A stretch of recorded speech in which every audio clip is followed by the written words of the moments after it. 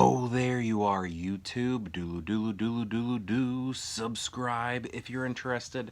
Okay, so I'm still watching The Crown, and I just of season 5, and I just finished episodes 5 and 6. Episode 5 is called The Way Ahead.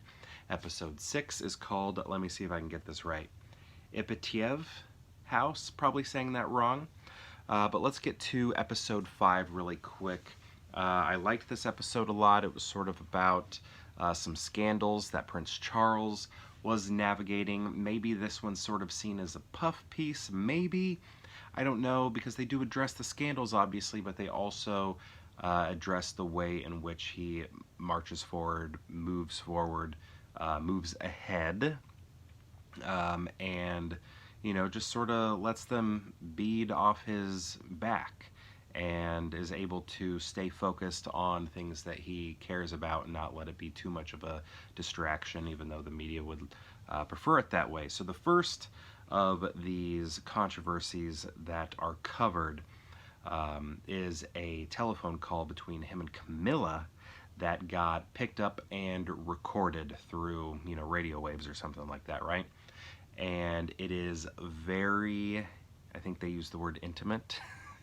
And I've heard about this. So I saw in a tweet somewhere, somebody was talking about how Prince Charles, like in a conversation with Camilla or something, basically said that he wishes he could be her tampon and carried with her everywhere she goes. And I was like, what, is this real? And then I'm watching this episode, and then boom, there he says it, and I'm like, huh? What? Are you serious? This was a real thing? This wasn't just some like fake tweet out there?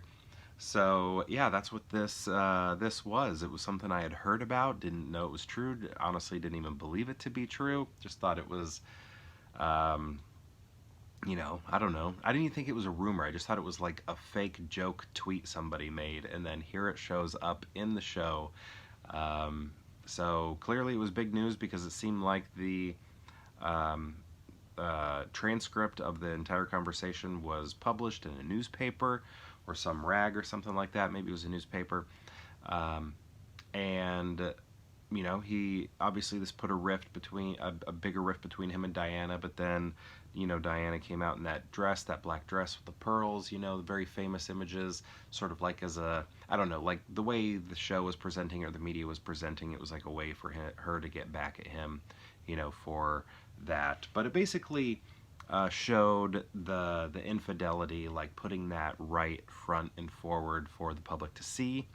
And then the next controversy was sort of the way he addressed it. He had an interview, like a televised interview, and some people saw that interview as not a good move. Some people thought it was a good move. In the public, it seemed some found it favorable, some unfavorable, where he's addressing these things. And also addressing, like being eventually, when he's king, now is being head of the Church of England, because he showed interest in many religions other than that church. And he goes on to say that I don't want to be, I'm paraphrasing and probably saying it wrong too, I don't want to be the protector of the faith, I want to be the protector of faith, and basically saying all religions are welcome here in England, right?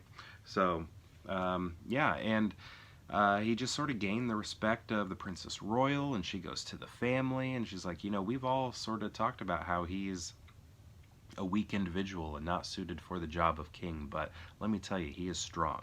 He is a strong person. And then, goes on to show some charities that he's created that have helped people fulfill their dreams and education and things like that, that has like profited over like almost $2 billion, or maybe it was more than that even, towards the British society, by helping these people achieve their dreams and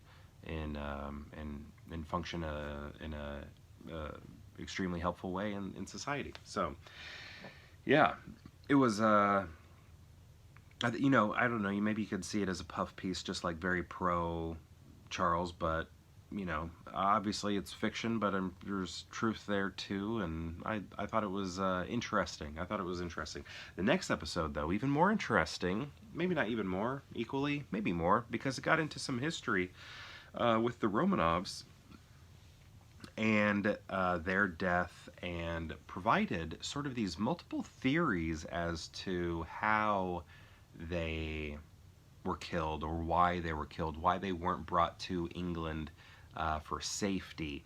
And this episode was able to bring up sort of these two theories, and present them both. I think obviously the one that the Queen believes in is the one that is going to be uh, considered more the one that is accepted, I guess, just through her authority or whatever.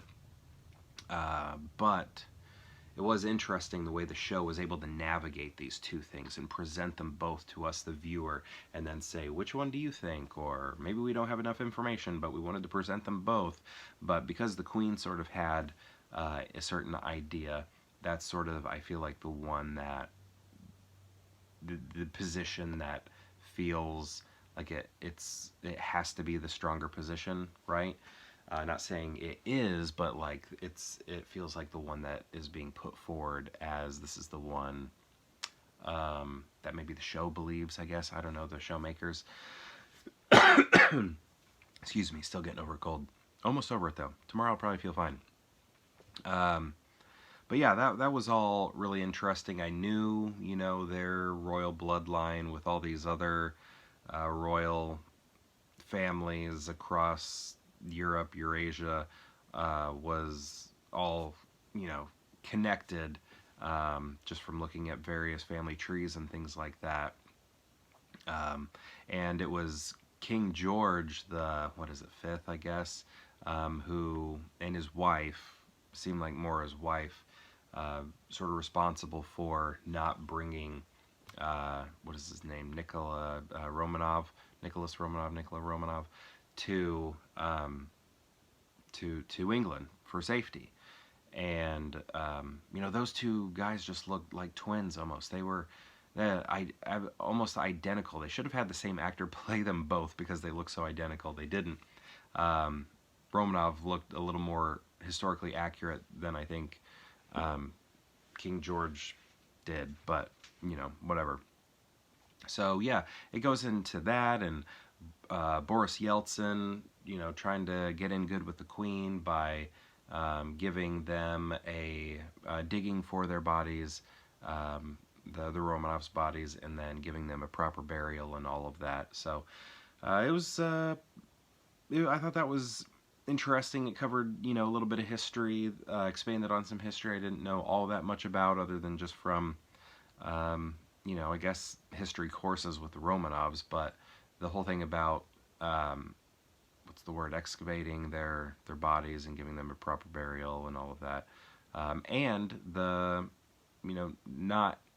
them not being able to find safety in England, and a boat not being sent out for them. All that was really interesting, and the theories as to why that didn't happen was really interesting as well. Two good episodes. I mean, I'm just kind of, I like the show, so for the most part, I think I'm gonna like all of these. But anyway, yeah, episodes 5 and 6 of season 7 of The Crown are now watched. Enjoyed them both, and I'm looking forward to the next episodes. Did you watch these 2 episodes? Are you watching The Crown at all? What do you think of the show? What do you think of season 5? I'm curious to know. Let me know in the comments below, and perhaps I'll see you tomorrow for more Pure Hangout.